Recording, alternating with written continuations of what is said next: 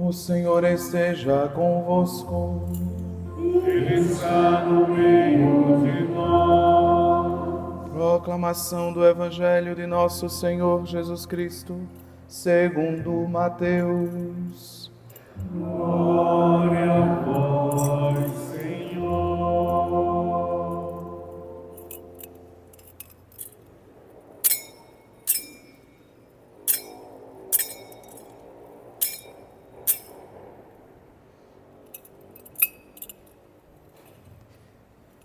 Depois que os magos partiram, o anjo do Senhor apareceu em sonho a José e lhe disse: Levanta-te, pega o menino e sua mãe e foge para o Egito.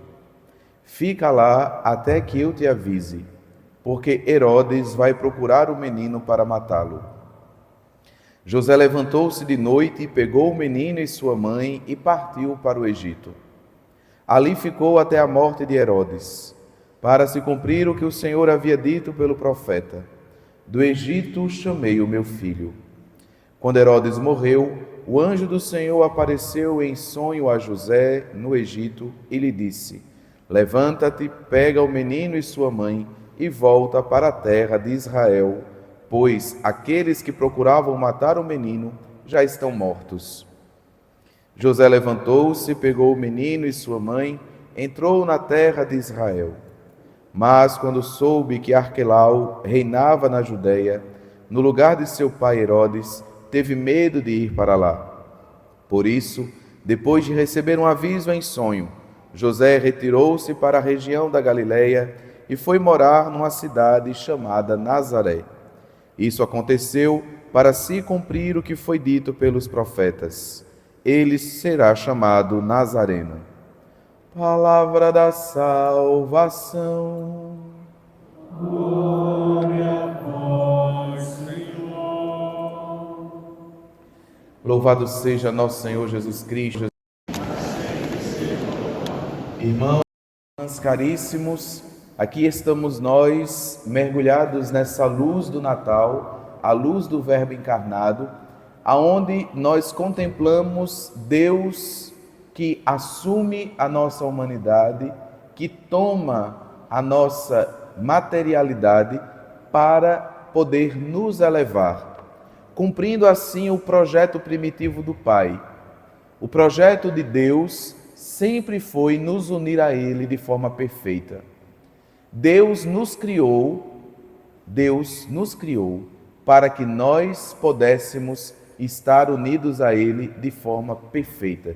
Desde todo sempre, o projeto trinitário é elevar o homem à sua dignidade de amor, à sua comunhão de amor.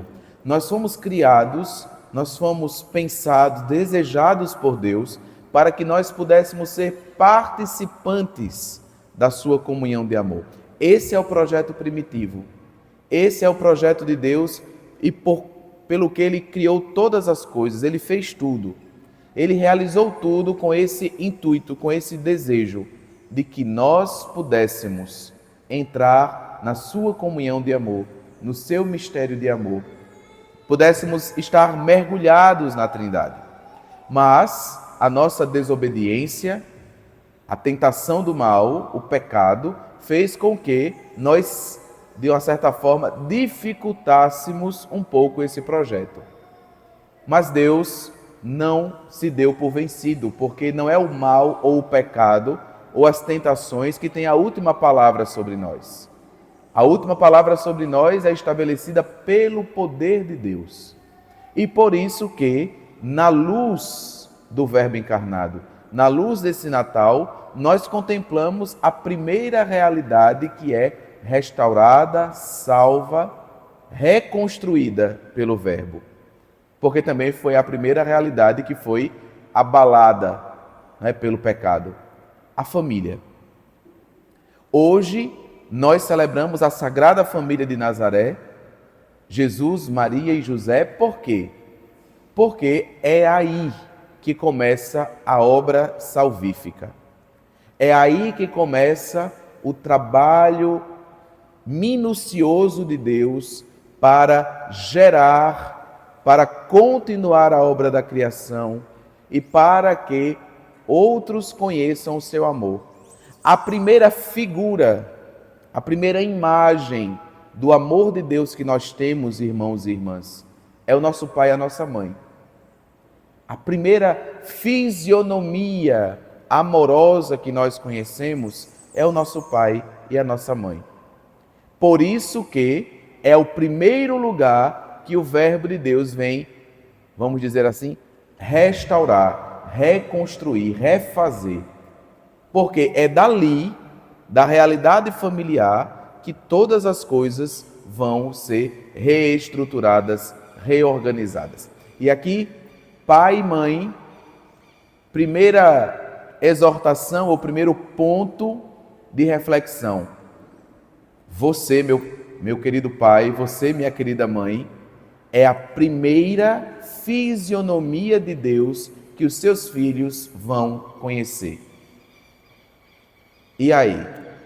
Qual foi o Deus que você mostrou para os seus filhos? Reflexão.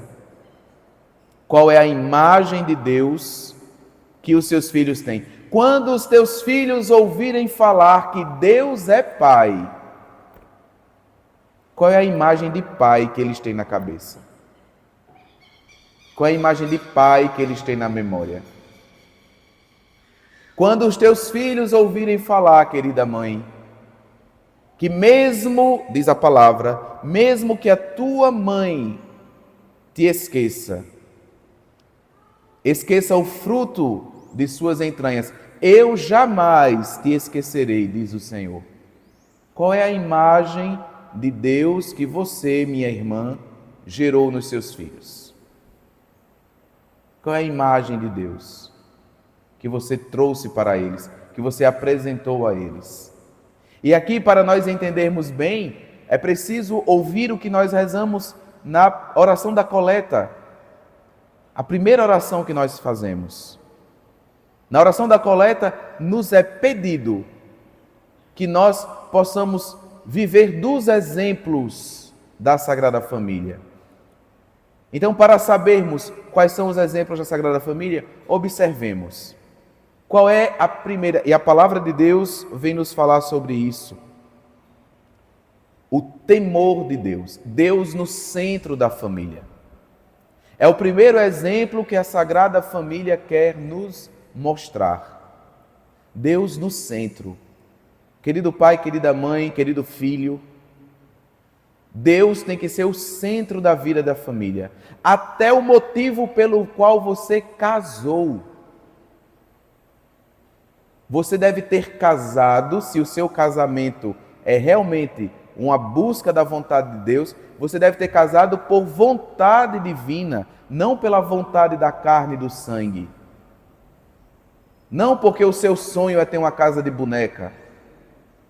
Não porque o seu sonho é ter muitos filhos. Não, a vida matrimonial não é construída nos sonhos. A vida matrimonial é construída na vontade de Deus, no projeto de Deus, porque, meu irmão, minha irmã, você não casou para ser feliz. Você casou para ser santo. Você casou para a santidade. E sim, se você for santo, se o seu cônjuge for santo, aí sim vocês conhecerão a felicidade. Mas esse conto de fadas, e foram felizes para sempre, não existe. Vamos desconstruir aquilo que o mundo edificou. Você casou para ser santo. Você casou para a santidade, porque esse é o fruto da vocação. Ai de mim se eu tivesse pensado que eu ia ser padre para poder ser feliz, viver uma vida feliz. Não. É cruz. E sim, porque estamos pregados na cruz com Cristo, nós sim vivemos a felicidade. Mas a felicidade não é o objetivo da vocação específica. O objetivo da vocação específica é a configuração a Jesus Cristo. E para configurar-se a Cristo, sim, é preciso viver a cruz. Sim, é preciso estar crucificado. sim, é preciso dar a vida toda. E aí sim, vivendo esta realidade, nós seremos felizes, porque nós estamos na vontade de Deus. Então, o seu matrimônio não pode ser realização dos seus sonhos, o seu matrimônio não é para a capa das revistas ou para o Instagram. E se você quer casar, olhe para a Sagrada Família de Nazaré. Foi uma vontade de Deus, foi um projeto de Deus. José, recebe a tua esposa. Eis aqui a serva do Senhor, faça-se em mim segundo a tua palavra. E a vontade de Deus fez com que a Santíssima Virgem e São José vivessem um projeto completamente diferente do que o que eles queriam. Então, para nós, a primeira realidade da vida de família é a centralidade de todas as coisas na vontade de Deus. Deus é o centro da família. Meu irmão pai, minha irmã mãe, o seu projeto não pode ser os diplomas dos seus filhos. O seu projeto tem que ser a santidade dos seus filhos. Não adianta querer que os filhos sejam médicos, passem no Enem, tenham notas máximas, se eles não forem para o céu. Se você não gerar, não formar, não educar os seus filhos para o céu. Porque do que é que adianta ver os seus filhos bem-sucedidos na terra e não encontrá-los na eternidade? De que vale o homem ganhar o mundo inteiro se vier a perder a própria vida? E a vida não é a bios que nós conhecemos, a vida é zoe, é a vida eterna, é a plenitude da vida em Jesus Cristo. Do que é que adianta ganhar tudo nesta terra e perder aquilo para o que realmente nós fomos feitos, que é a eternidade bem-aventurada em Deus? Pois bem, Jesus, vindo para o centro de uma família, ele restaura o motivo pelo qual nós somos família. Nós somos família porque na família nós caminhamos para a santificação. Para a santificação.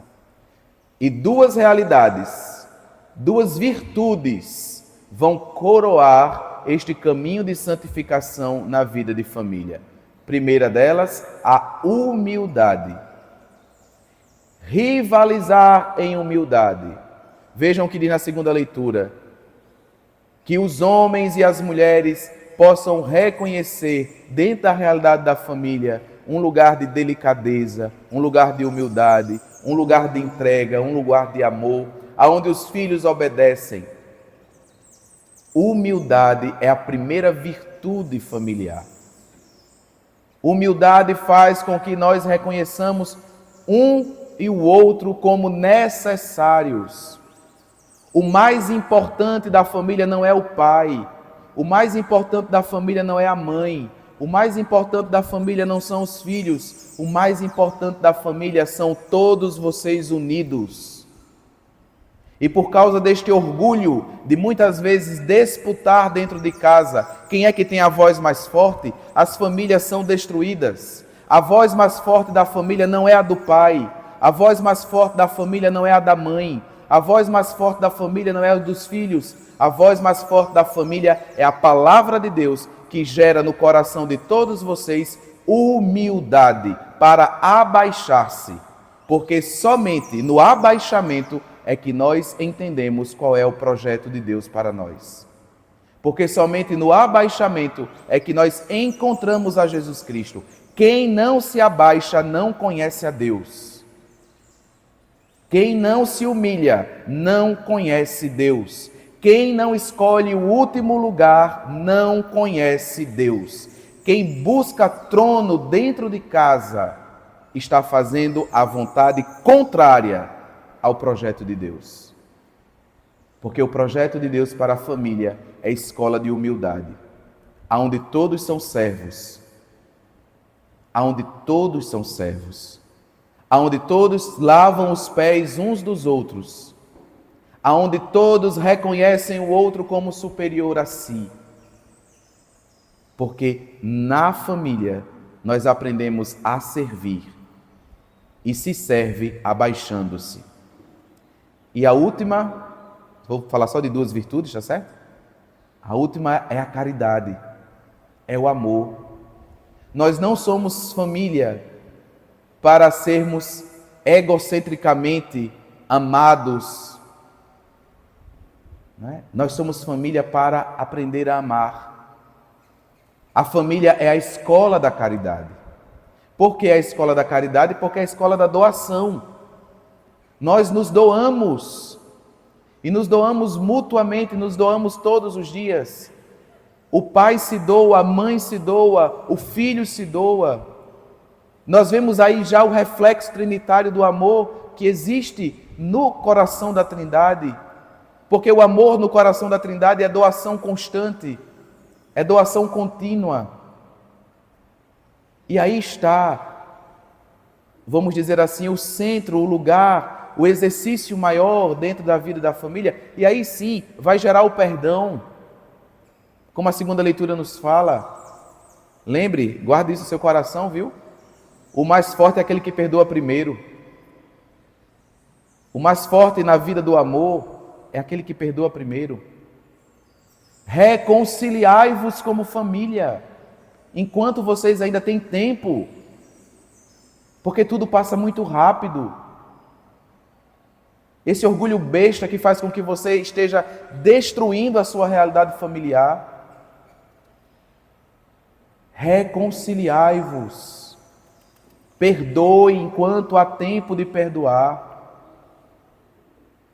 Porque quem perdoa é o mais forte. E isso é a escola de amor. Porque não existe amor de verdade sem perdão. Não existe amor de verdade sem caridade, sem doação de si. Então, caríssimos irmãos e irmãs, guardem no coração, neste dia da Sagrada Família, essas 3 realidades. Cristo restaura a família, tornando-se o centro dela. E Cristo, sendo o centro da família, gerará na família 2 virtudes santificantes: a humildade e a caridade. E somente assim nós estaremos imitando a Sagrada Família de Nazaré. E imitando a Sagrada Família de Nazaré, nós faremos do nosso ser família um caminho de santificação. Ó Maria concebida sem pecado,